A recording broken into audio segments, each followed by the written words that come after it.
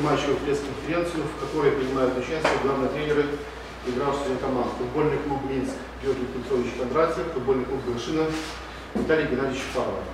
Георгий Петрович, вам как тренеру команды гостей, первому слово, потом, о том, что посмотрели на поле, пожалуйста.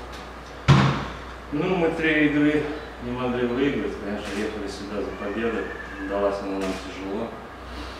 Погодные условия, соперник, который в трудном положении оказался, мы знали, что будет сражаться, биться за победу, старались ребята очень большим. Моментов мы создали достаточно, но реализация у нас, конечно, хромает. Хорошо выручил сегодня Сережа Макаров, ну, соперник, по-моему, забили второй. Мы не можем никак забить. Моменты 100%, то мимо, то вратаря. Но выиграли, значит, нормально все. Двигаемся дальше. Большое спасибо. Виталий Геннадьевич Павлов, с первым вам слово, пожалуйста. Ну, мы, что мне сказать, мы опять уже 4-й год подряд совершаем необязательные ошибки. В начале первого тайма опять нам забили гол в центральной зоне, опять несогласованное действие наших опорных полузащитников.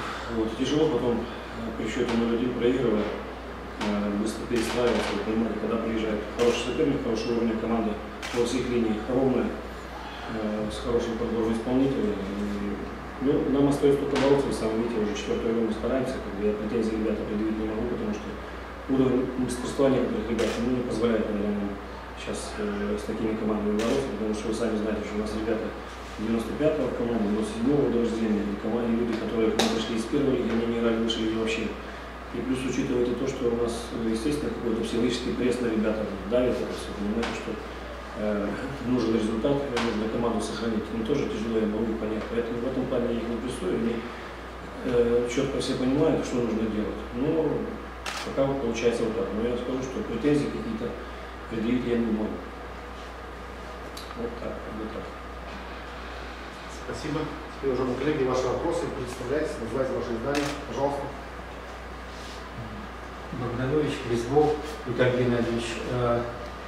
Во втором тайме Минск оказывал такое значительное давление. Ответная игра атакующая, хуже гораздо удавалась в команде. Не ожидали, что соперник так прибавит? Или просто оказались не готовы? Как?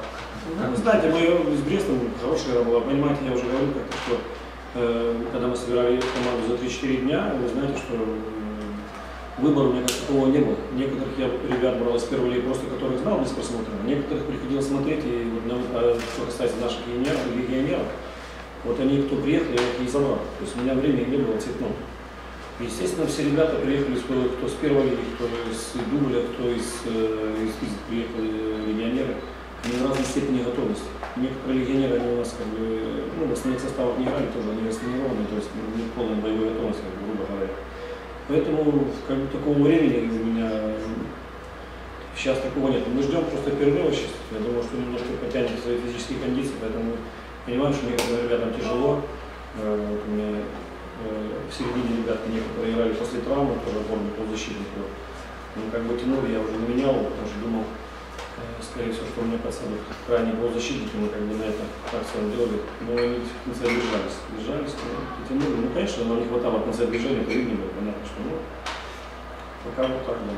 Но будем потихонечку подтягиваться, думаю, что будет улучшение. Тем более, правильно мой коллега сказал, что еще погодные условия поменяли, понимаете, тут уже, кроме того, кто кого перетерпит, борьба была, кто кого перетерпит, кто переиграет, поэтому пока нам в плане мастерства не хватает немножко действий.